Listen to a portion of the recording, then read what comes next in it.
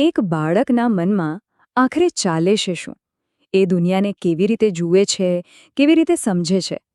આ એવો સવાલ છે જે લગભગ દરેક માતાપિતા અને શિક્ષકના મનમાં ક્યારેક ને ક્યારેક તો આવ્યો જ હશે.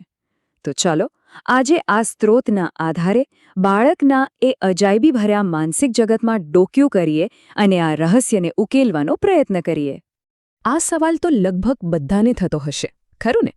કે કેમ અમુક બાળકો સ્કૂલમાં એકદમ આગળ હોય છે, જ્યારે બીજા બાળકો સંઘર્ષ કરતા જોવા મળે છે. આપણે સૌએ આવું જોયું છે. તો આજની આ ચર્ચામાં આપણે જાણે એક તપાસ શરૂ કરી રહ્યા છીએ. એક એવી તપાસ જે આપણને બાળકની શીખવાની પ્રક્રિયા અને ક્યારેક શાળામાં નિષ્ફળતા પાછળના મૂળ કારણો સુધી લઈ જશે. ઓકે, તો આપણી તપાસનો પહેલો અને કદાચ સૌથી મોટો સુરાગ એક વાત ગાંઠ બાંધી લેવા જેવી છે. બાળકોનું મગજ એ કંઈ વયસ્કોના મગજની નાની આવૃત્તિ નથી. ના, બિલકુલ નહીં. એ તો એકદમ અલગ રીતે જ કામ કરે છે.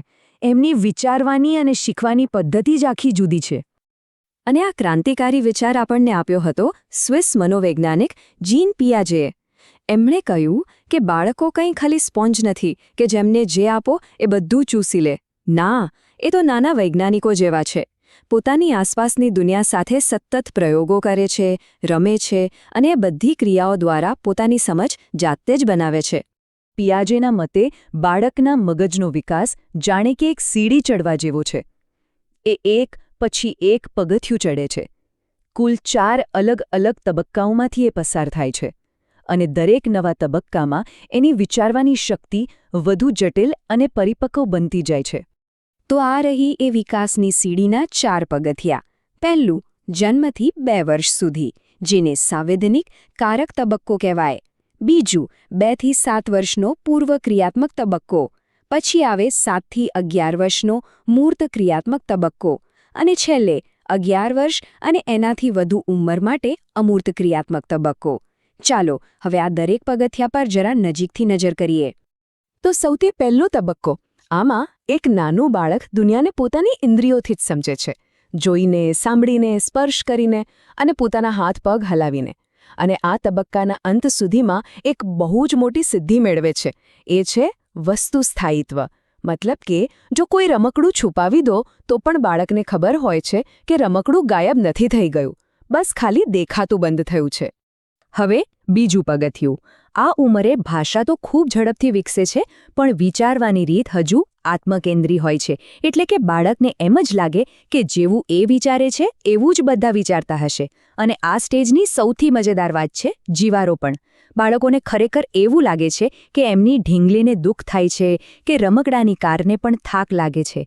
નિર્જીવ વસ્તુઓમાં પણ જીવ છે એવું એ માને છે.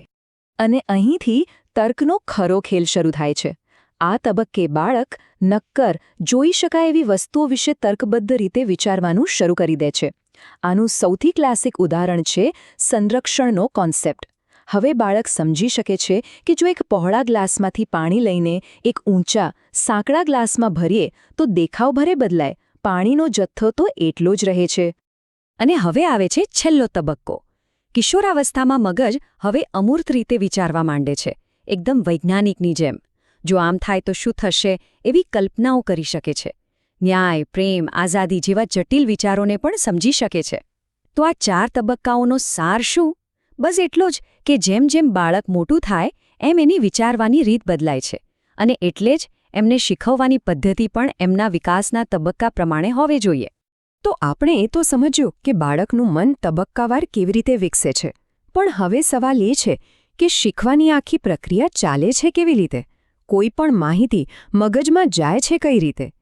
અહીં આપણી તપાસનો બીજો સુરાગ આવે છે, મનની ફાઇલિંગ સિસ્ટમ. આને સમજવા માટે મનની સરખામણી એક કમ્પ્યુટર સાથે કરવામાં આવે છે. કોઈ પણ માહિતી આપણા મગજમાં કાયમ માટે સ્ટોર થાય એ પહેલાં એને આ 5 પગલાંમાંથી પસાર થવું પડે છે. ધારો કે કોઈ ફોન નંબર આપે છે, તો સૌથી પહેલાં એ અવાજ આપણી ઇન્દ્રિયો થકી સાંવેદનિક સ્મૃતિમાં જાય છે. પછી જો આપણે ધ્યાન આપીએ તો એ નંબર ટૂંકા ગાળાની સ્મૃતિમાં જાય છે. પછી આપણે એને મનમાં 2-3 વાર બોલીએ છીએ, જેને સંકેતીકરણ કહેવાય. અને છેલ્લે એ નંબર આપણી લાંબા ગાળાની સ્મૃતિમાં સ્ટોર થઈ જાય છે. અહીં સૌથી રસપ્રદ વાત છે આ 2 પ્રકારની સ્મૃતિ વચ્ચેનો તફાવત. જો સાંવેદનિક સ્મૃતિ તો એક મોટા દરવાજા જેવી છે જે બસ 1-2 સેકન્ડ માટે ખુલે છે અને બધું જ અંદર લઈ લે છે. પણ ટૂંકા ગાળાની સ્મૃતિ એ એક નાનકડા કામચલાઉ ટેબલ જેવી છે. એના પર તમે એકસાથે 5-7 વસ્તુઓ જ મૂકી શકો અને એ પણ માંડ 30 સેકન્ડ માટે. અને હા, એના પર કંઈ પણ મૂકવા માટે પૂરેપૂરું ધ્યાન આપવું પડે છે.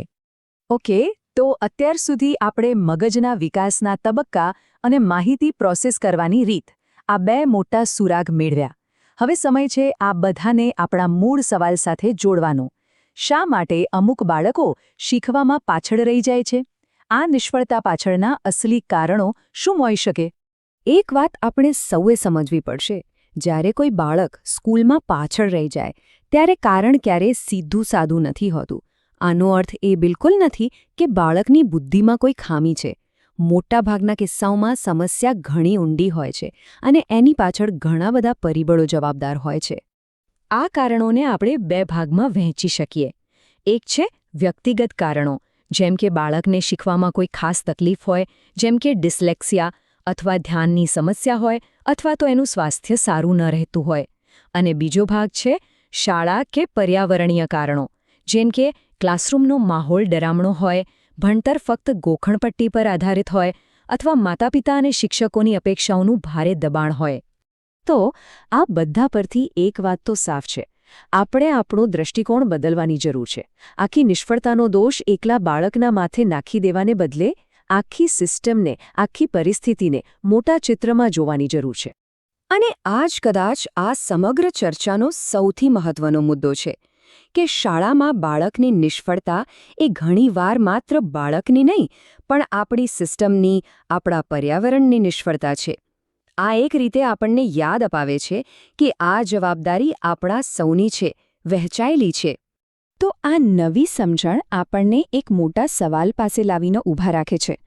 જો નિષ્ફળતા માટે માત્ર બાળક જવાબદાર નથી, તો પછી આપણે આપણા શિક્ષણ અને પાલનપોષણની રીતોમાં એવા કયા ફેરફાર લાવી શકીએ જેથી દરેક બાળકને સફળ થવા માટે પૂરેપૂરી તક મળે? ખરેખર